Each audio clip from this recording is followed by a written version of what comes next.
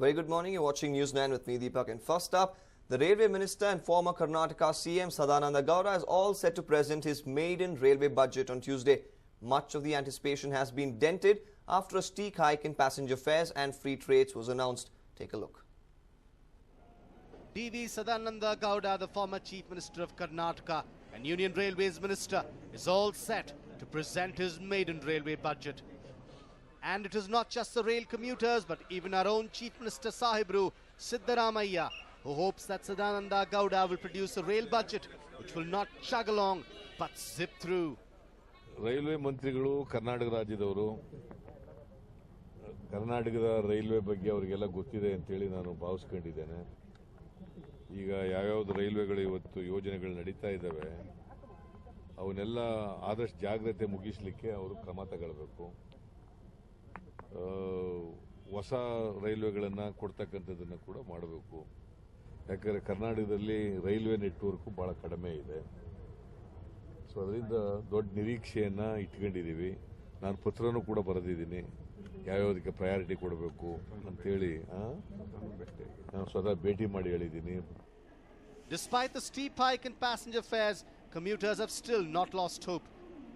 Some of them believe that Sadanandji will announce a reduction in fares.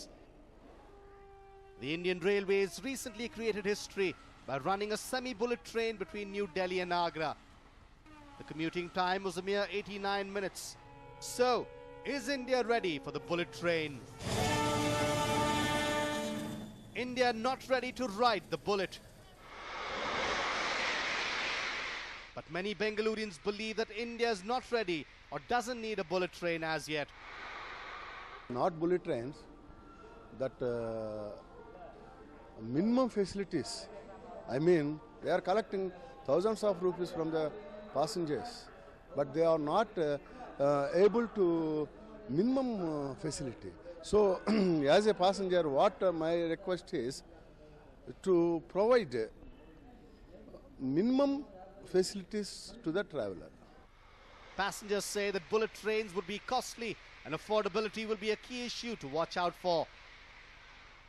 For me, the facility is important. Bullet train is not important. He is selling bullet trains, yeah, I agree. But do you believe that everybody can afford that bullet train? Some commuters are also concerned about the railways not being able to maintain facilities, and hence the bullet train idea could easily be mere wishful thinking. I don't feel the development is that much good. I mean, we introduce that, but we don't maintain that. Right? We introduce the trains, but we don't maintain that. You don't find the trains clean, you don't find the food good. If you are introducing something, you should be maintaining that for a long period so that people should appreciate that. And the first and topmost priority should be given on security, and moreover station maintenance. Some of the station maintenance are not good. It should be improved a lot. In fact, some jeered at the idea of a bullet train, calling it a miracle idea, while others said that it would be too early in the day for India to aspire for a bullet train. That would be a miracle. Bullet trains, and that too in India, means it's too early that we are thinking of. Recently I heard that 160 kilometers per hour speed they gave. Okay, I don't expect much from this. Security, particularly for women, is also something that commuters are concerned about. I think there should be more security. Women in police personnel should be there so that there can be security in the train. Ye dil mange more. So, predictably, commuters want rail connectivity and frequency to be improved to make travel less cumbersome.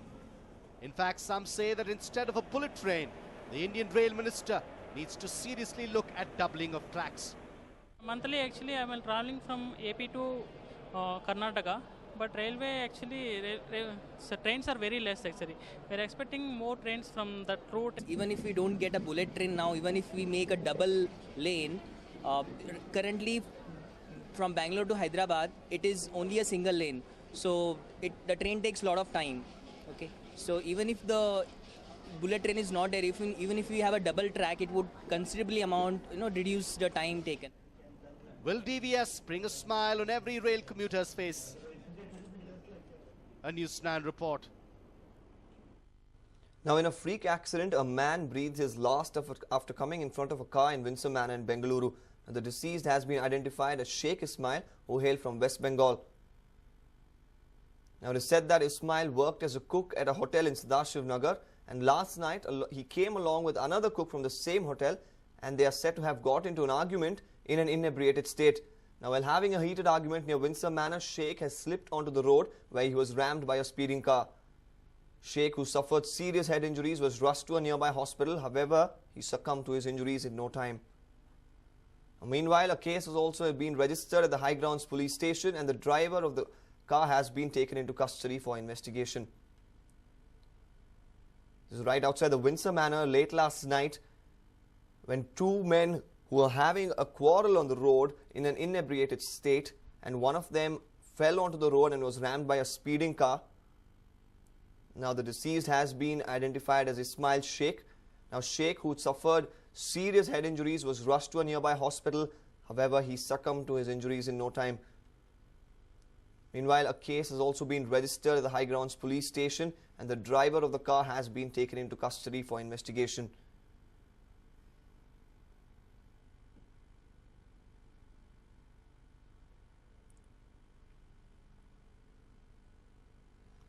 What you see here is a freak accident last night where a man breathed his last after coming in front of a car in Windsor Manor in Bengaluru. The deceased has been identified as Sheikh Ismail, who hailed from West Bengal. Now, it is said that Ismail worked as a cook at a hotel in Sadashiv, and he last night, along with another cook from the same hotel, are said to have gotten into an argument in an inebriated state. Now, while the argument was on, while the two members were having a fight in the middle in the road, Sheikh slipped onto the road where he was rammed by a speeding car. A Sheikh, who suffered serious injuries to the head, was rushed to a nearby hospital. However, he succumbed to his injuries in the hospital. Now, meanwhile, a case has also been registered at the High Grounds police station, and the driver of the car has been taken into custody for investigation.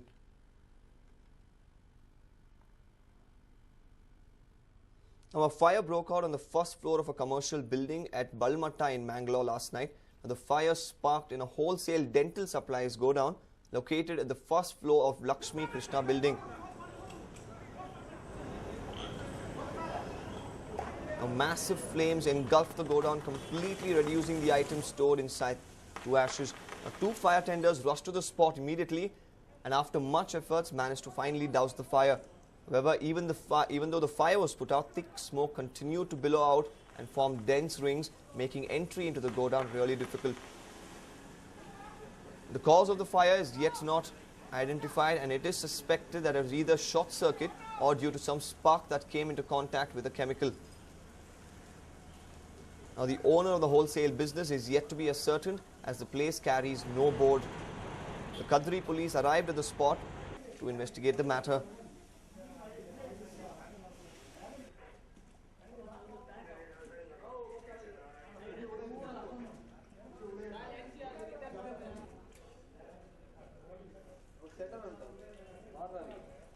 This is the fire that broke out at the first floor of a commercial building at Balmatta in Mangalore last night.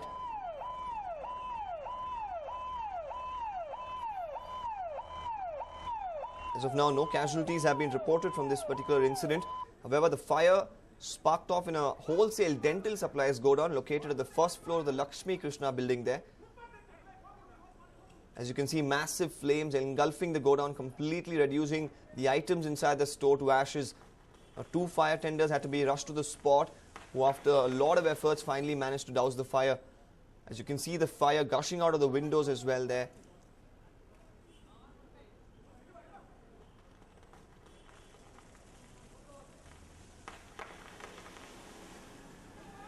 Now, the cause of the fire, however, is yet to be known. Even the owner is yet to be ascertained because the place carries no board.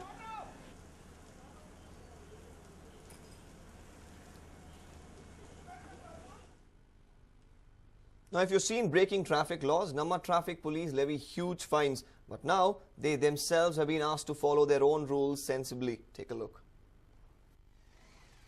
Cops are often seen plying on Bengaluru's roads wearing helmets like these. But it cannot protect the wearer in case of accidents. Though the thought has crossed the minds of many, nobody dared question it